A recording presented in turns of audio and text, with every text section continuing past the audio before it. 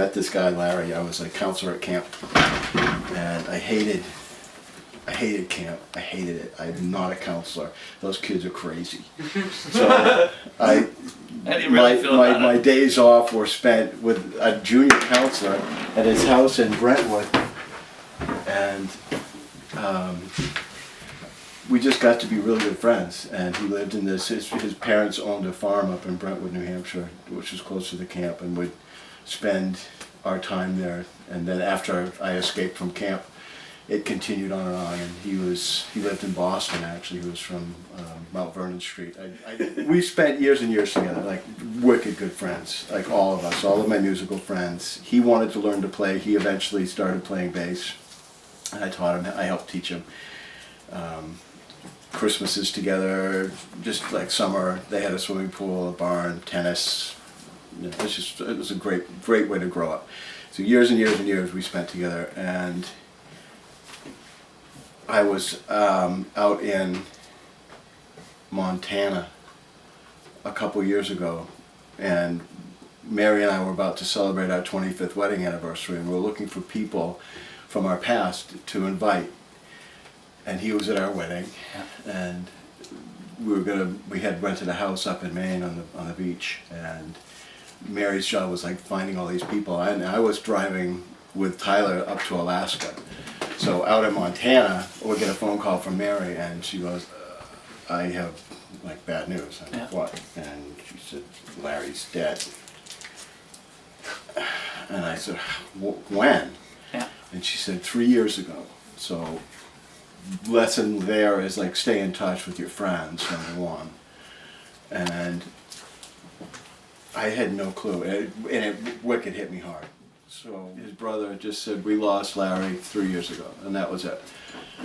So I started digging around, and I found an obituary in the New York Times, and it listed, it was obviously written by John, and it said, for all the friends, this was for all the friends that he forgot he had, which tells me that he didn't die of natural causes. I think he took his own life, and I have yet to ask. It's terrible. He had a lot of trouble after 9/11. Yeah. He worked in that building, yeah. And he wasn't there that day. Oh my goodness. So the song to me, it's an angry song. There's a line at the end, why didn't you fucking call? Yeah. You didn't even speak. You didn't, what? Why? And it's like pissed. I'm pissed. And I still am to this day pissed. Yeah. Yeah. That I couldn't have done something to stop something like that. So that, it's an angry love song, basically. You know, it's an angry love song.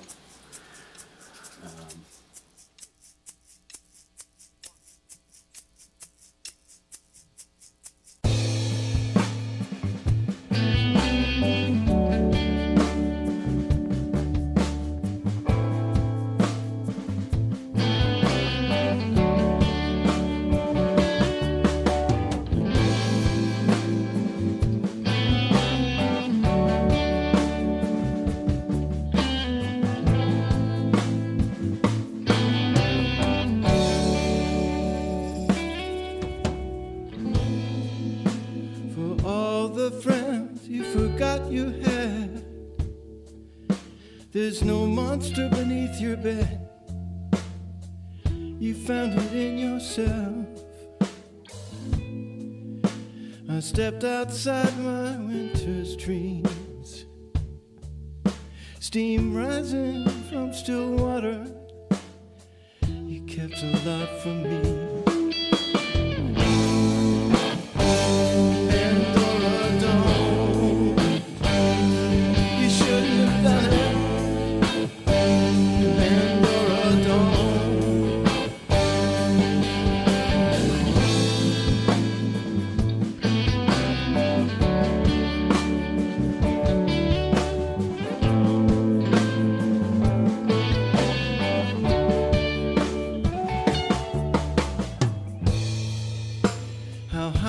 Did you jump just to leave the earth?